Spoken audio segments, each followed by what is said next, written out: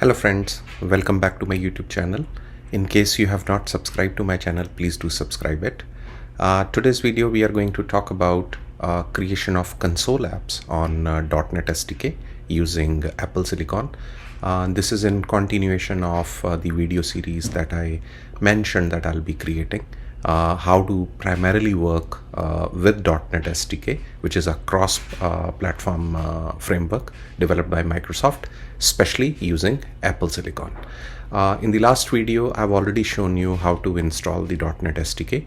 Now in this video, we'll actually get our hands dirty and we'll create the first console app within the Apple Silicon. So stay tuned and I'll show you how to use the Visual Studio Code as well as the .NET SDK to create those console. So friends, in order to create a console application, we could use the command line tools provided by .NET Framework to create that. And I'm in actually a temp folder, which is within my Rohit's home folder, my users home folders. And if I see you, this is an empty temp folder.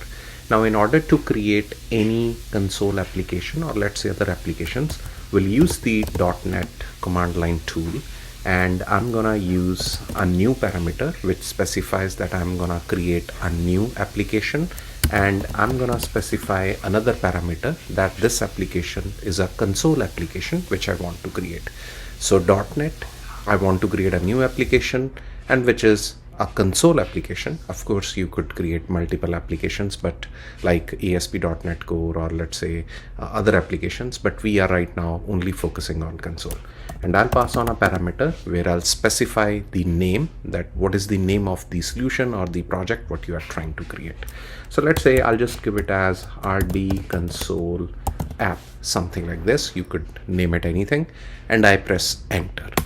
Once you press enter, it actually creates a template for the console app within the current folder. So there would be, if you see, if I do that ls, so there is actually a folder which is created, RT console app.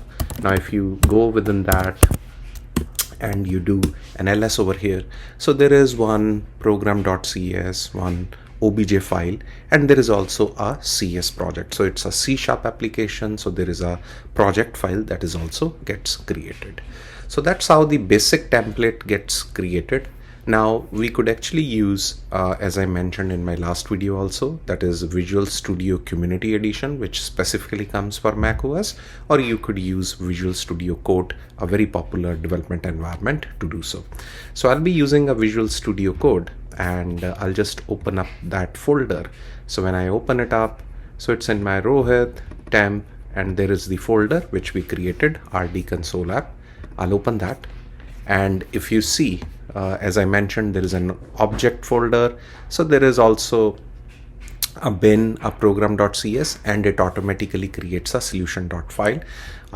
Fundamentally, what I've done is in the extension, so if you see for the C#, there are a couple of things which I've installed.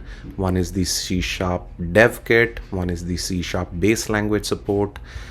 These are the actual extensions that come from Microsoft.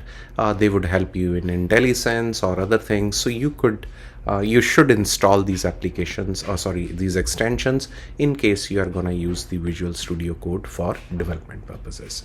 Okay, so let's go back over here and let's try and check this out. This is where our application is. I'll go on to the program.cs. So one of the major changes, if you are working with the C# and you have evolved over .NET, let's say when the .NET Core and the framework they were aligned, the main function, which was one of the entry point functions, that has gone. It's more like a very simple plain file that is given to you. By default, there is a console.writeLine hello world, and you could start working along. So let's say I just want to use console.writeLine. So if you see, I'm getting this IntelliSense because of those extensions. So I'll just simply say the current, let's say, date and time is, and I just want to use a date time class within .NET Framework, and I'll just use now.toString. So I just want to display the current date and time, and that's what I want to display. Now, in order to compile this, I can just go on to the terminal, which is an integrated terminal over here. I go on to this. So I can use another command which is called as .NET build command. Now .NET build command is actually used to actually build your project. So when I run this, it actually tries to build the project, does give you some errors or warnings, but over here it says the build is succeeded, and even it lets you know that this is the DLL file which is being created that is actually going to be used for running that. Okay, so that makes sense. One of the another commands, because I now want to run this console application, so I could use .NET run. Now when you run this actually builds it and actually runs that. So when you try to run this, it actually shows you hello world, the current date and time is this, which looks fine, and then the application exits out. There is another thing which you could do, and that is you could use a parameter called as watch.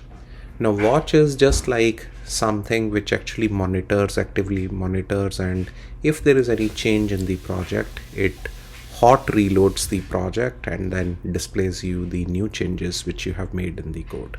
So it means you don't have to recompile it. It is automatically done, just like if you have used NodeMun or any other kind of a feature. So hot reloading is another feature that .NET provides you. You could use a watch parameter and then you simply say run. Now when you do that, so if you see the hot reload is enabled and it is actually waiting for file those any changes to monitor and then restart that, but currently it is saying hello world and this looks fine.